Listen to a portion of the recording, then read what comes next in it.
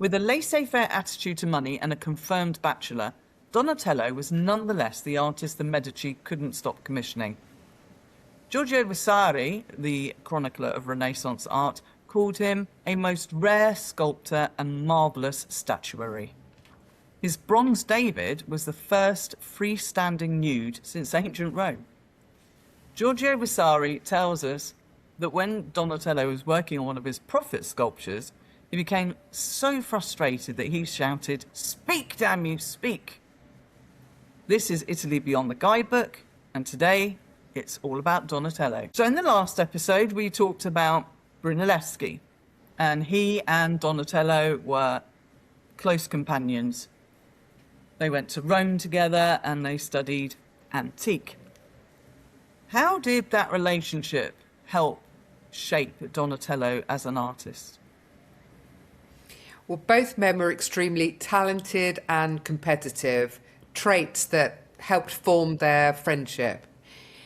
They're able to indulge in their shared passion of rediscovering the ancient world in all of its forms. In their beliefs, however, they are extremely different. For Donatello, the relationship with man and the world is a dramatic one. There's no certain truth. Therefore, his art is much more expressive, it's dramatic, and he uses different mediums, be it terracotta, bronze, marble, stucco. For Brunelleschi, the relationship between man and the world is peaceful by virtue of reason. They obey the same mathematical laws. His research was based on the harmony of geometric measurements, the circle, the square. Filippo Brunelleschi was 10 years Donatello's senior. He helped shape Donatello's style with regards to this mathematical proportion. They did argue, though. There was certainly a falling out between Filippo Brunelleschi and Donatello with regards to the decoration of the old sacristy of San Lorenzo, the private chapel of the Medici family. And also they have a difference of opinion when it comes to a crucifix that Donatello has carved, where Brunelleschi remarks, well, that's just a farmer on the cross. Now, He did. I did look at those two yesterday, oddly enough, and I'm going to go with Brunelleschi on this one. I didn't really, from just a bog standard person's point of view, I really didn't like Donatello's one. I'm sure you're going to tell me why I should like it better, but I'm with Brunelleschi. No, okay. With regards to those two crucifixes, I prefer Brunelleschi's as well. Yeah. Oh, well, there we go then. I suppose that's just us, though, isn't it? Probably. Yeah. Okay. Yeah. So Donatello never married. He had no known family of his own, and he seems to have been genuinely indifferent to money. He famously kept a basket of coins in his workshop, and people could just help themselves to it. So what do we know about his personal life, if anything? We don't know a lot. Very little is known about his life, apart from the words written by Giorgio Vasari that you've mentioned, our first art historian, and the words written in his book, The Lives of the Artists. We know that Donatello was born in Florence, we think in 1386, although the date is undocumented. The son of Orsa, his mother, and Niccolo di Bettobardi, a wool carder. If you don't know what a wool carder is, which I didn't, to be quite honest, it's somebody that prepares raw wool fibre for spinning and dyeing. As a young teen, Donatello is protected. Yeah. What did you do? Sorry, I keep interrupting. I did that when I was a Girl Guide. Oh, right, okay. Yeah, because we did spin it. I don't know. It was one of those badges that I never actually finished getting. But yeah, when you got the two brushes which are like got hooks on them, and you get the wool between it, and you basically brush it so that it becomes exactly. a thread that you can spin with. Yeah. Sorry. Carry on. Well, it's a very important job considering that, this is where Florence is starting to make its money. So it's an important job. However, we digress. As a young teen, Donatello is protected by the Martelli family, a very noble family who had a lot of properties in Florence. In fact, a street is named after them. And it seems they realise his potential. There is little known about his apprenticeship. He doesn't seem to have had a teacher. Although his relationship with a sculptor called Nanni di Banco, who was a proto-Renaissance artist, is said to have influenced his early style. In the fact, we have the first humanisation of the figure. His relationship, as mentioned before, with Filippo Brunelleschi also plays an important role in Donatello's development, certainly with mathematical proportion. It's after Donatello's trip to Rome with Filippo, we find him back in Florence, and he's assisting Lorenzo Ghiberti on the creation of the reliefs for the doors of the baptistry. So we can see that Donatello is also able to distinguish work and friendship, because we know that Filippo Brunelleschi is not exactly a great fan of Lorenzo Ghiberti, having lost the competition for the North Doors to his younger rival. Courteous and better towards his friends than towards himself. Disinterested in money, sharing the profits of the workshop with his assistants. This isn't to say that he didn't recognise the value of his works, though. Okay, so he knew what to charge, but then when he got the money, he didn't really give a toss as to what happened to it.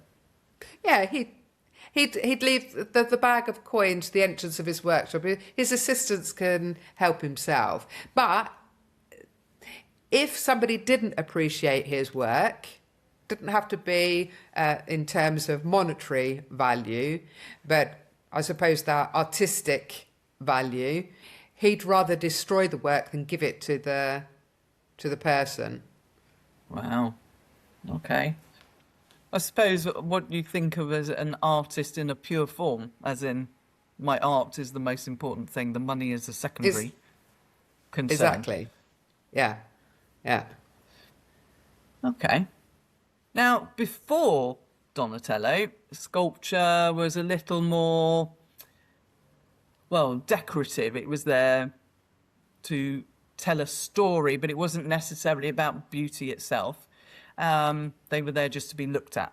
So you go into a church, there's a sculpture of, I don't know, the Virgin Mary. Oh, look, there's Mary, recognisable. She's there for a reason, but not as art per se.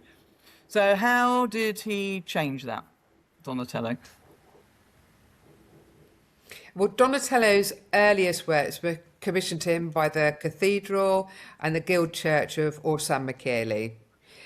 One of his first commissions is a marble David, initially destined for the external spares of the cathedral. Ultimately, it's placed as a symbol of the Republic in front of the seat of government. David, you can see, is of that earlier style. It's Gothic, so it's those elongated figures. Okay. Then we have San Giovanni the Evangelista, so St. John the Evangelist, and we see that Donatello carves him with very heavy drapery that's falling in large folds, which is outlining his shape. And so for the first time, Donatello also is involving the spectator, because he's carving his figures with the viewer in mind, in proportion to the distance of the viewer, because St. John the Evangelist was actually to be placed on the facade of the cathedral. He carved him not as an idealised saint, but as a man with expression. This statue was to inspire Michelangelo in his depiction of Moses for the tomb of Pope Julius II. Okay. So, at Orsanmichele, we have St. George. He liked St. George. He did a few St. Georges, didn't he, to my recollection? Anyway, this particular one is cited as the first truly Renaissance figure, because he looks like he's about to do something. The way he stood with his shield and the tilt of his body, etc. Did he study anatomy, Donatello, or was he just a bit more natural, as it were?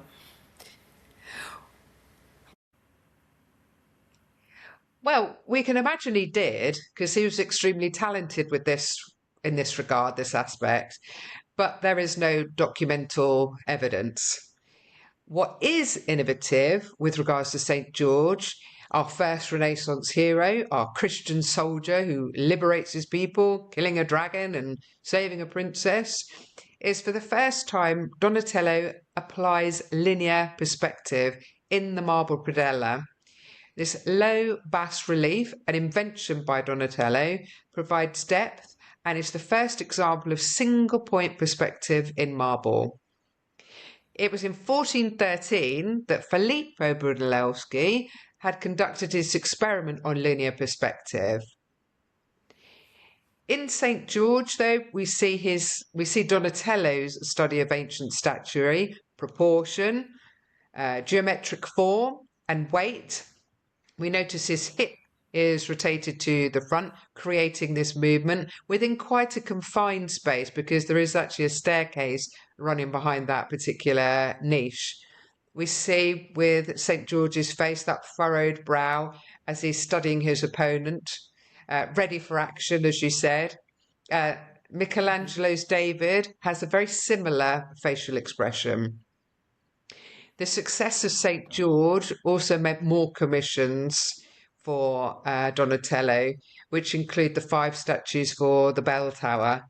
Notable, and one of my favourites, is the sacrifice of Isaac, because Donatello manages to capture a moment within stone. You see that Abraham has got his son ready. His son is kneeling below him. He's pulled back the hair of his son. He has the knife in place. And then you see that Donatello's carved Abraham just looking when the angel appears to him, and he's carved that his hand is slackened. So he captures that one movement of him looking to the angel and then his hand slackening. So one moment in stone, one action. The other great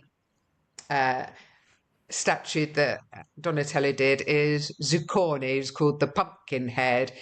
We see a prophet, bald prophet, who actually legend is telling us that it was inspired by a well-known character of Florence, who is called Giovanni di Barduccio Chiericchini.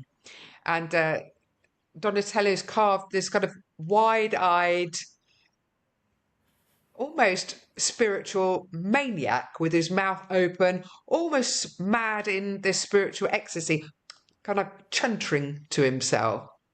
And people tend to look at that and to begin with think, it's a bit rubbish, isn't it? But once you get the idea of him, this bald-headed maniac who's quite skeletal with all of the drapery, almost engulfing this frame, then you understand Donatello a little bit more and understand how brilliant this statue actually is. Giorgio Vasari, full of praise for Donatello in his Lives of the Artists, describing him as a genius whose work surpassed that of the ancients. And to quote, Donatello's works were considered more like the distinguished works of the ancient Greeks and Romans than those of any artist who has ever existed. So, what does that tell us about him? Well, it tells us what Vasari thought about him anyway. But he was the first one to really sort of pick up the ancient stuff and bring it back again, wasn't he? Yeah, but he's adding that character and expression and drama into the works, and he's reinvented that ultra shallow relief carving, which creates this illusion of depth, which also influences the painters of the day as well. One of the most revolutionary Florentine painters of the early 1400s was Masaccio, and he was being influenced by what was happening around him in Florence.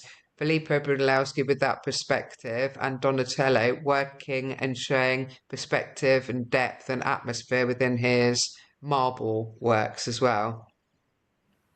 Okay, cool.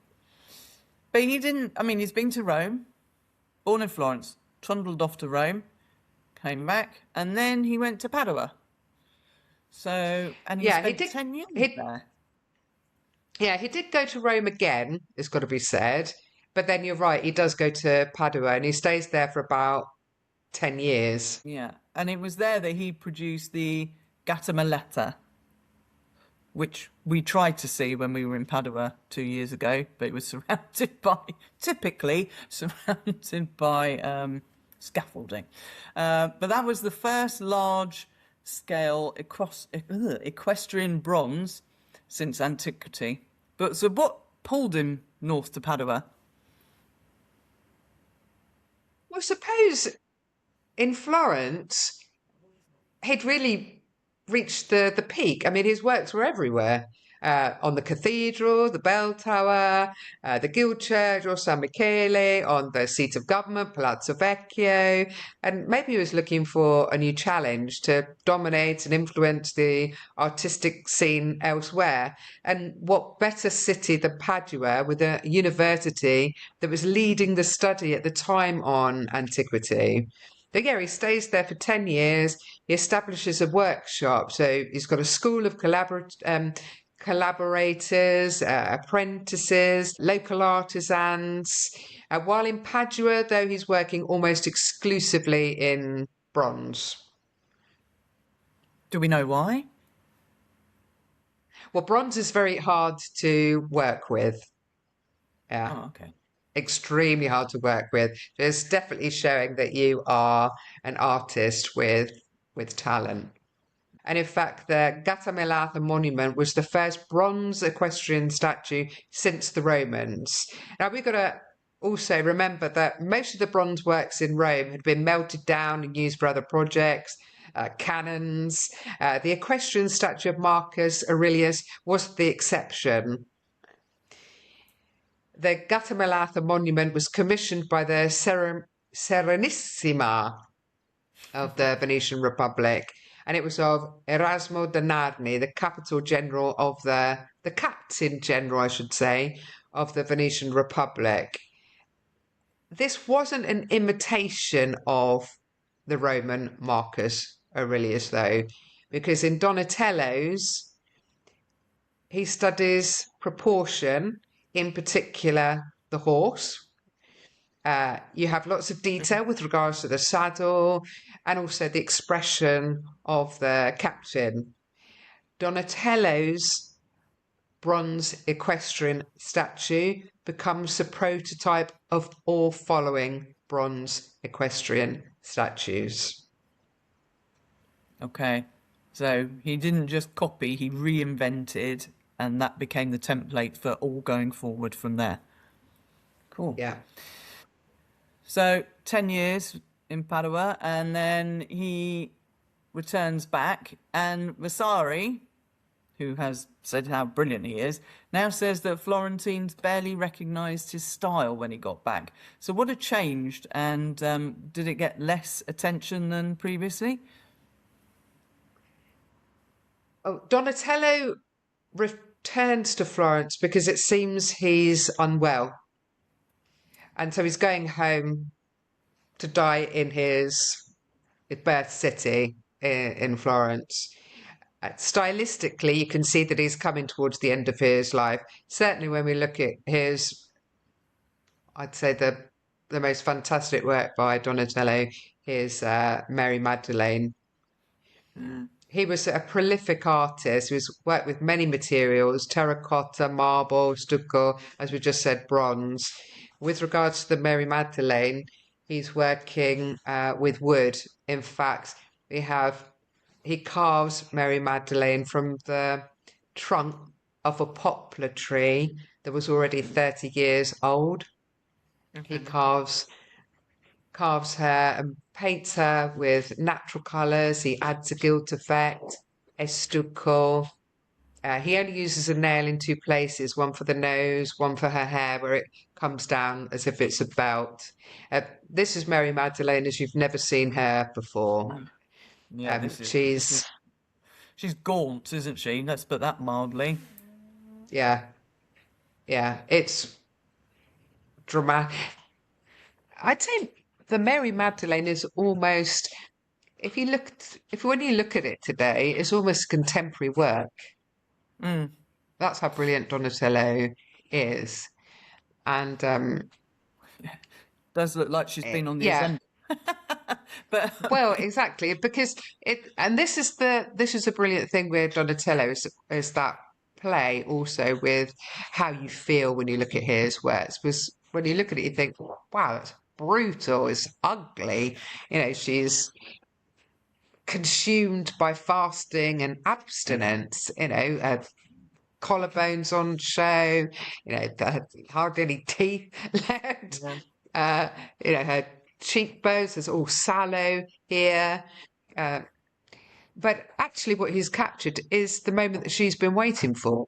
It's that moment of the transcendence of the soul. And so for her, this is the most beautiful moment. This is why, although, yeah, I mean, Donatello had been prolific towards the end of his life, not so much.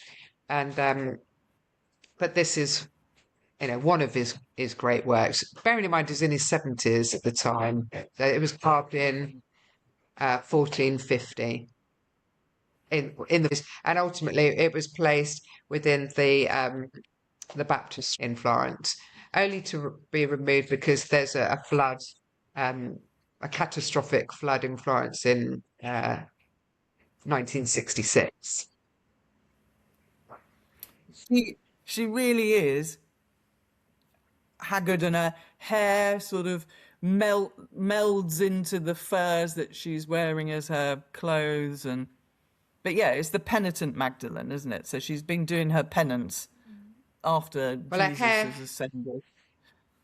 Her hair has grown so long that it's covered really her naked sinfulness, her Because she used to be a shamefulness. prostitute. Yeah, before she met the man, Yeah. didn't she? So, okay, let's go back a bit, much as the Magdalene is incredible, and go back to David, the bronze David, not the other version. Is one of the most debated pieces of art from the Renaissance, probably. And we're going to cover that along with the other Davids that are in Florence in a future episode. So we're not going to go too deep. But why is it still so contested? Because, I mean, when you look at him, he looks a bit of a dandy, doesn't he, David? He does. Uh, well, yeah, when you look at him, you're looking at that sensuality.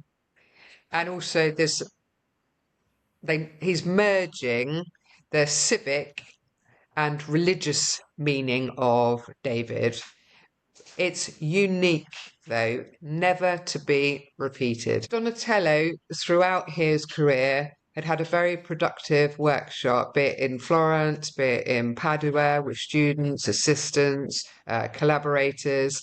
He passed the baton to his contemporaries, certainly towards the end of his life as well, with regards to, the new and up-and-coming artists such as Verrocchio. Verrocchio, who will also be at the head of a huge workshop and will have students such as Botticelli, Ghirlandaio, and Leonardo da Vinci, to name just a few.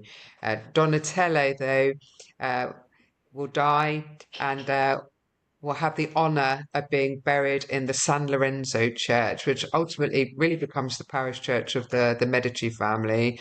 He was their preferred sculptor, and he was buried near to his patron, Cosmo the Elder, of the Medici family. Okay. So, next episode. Also I should say that the San Lorenzo Church, I suppose, bringing it round to this full perfect circle is that the San Lorenzo Church was the first Renaissance church in the world. Yeah, so only right that one of the forefathers of the Renaissance should be buried there, near his patron. Indeed. So in the next episode, we will be looking at the Davids in Florence. So Michelangelo's David, Donatello's Davids, any other Davids that we happen to unearth. So if you have enjoyed this episode, please like, subscribe, give a comment, and we hope to see you again in the next one. And take care. Bye. Bye.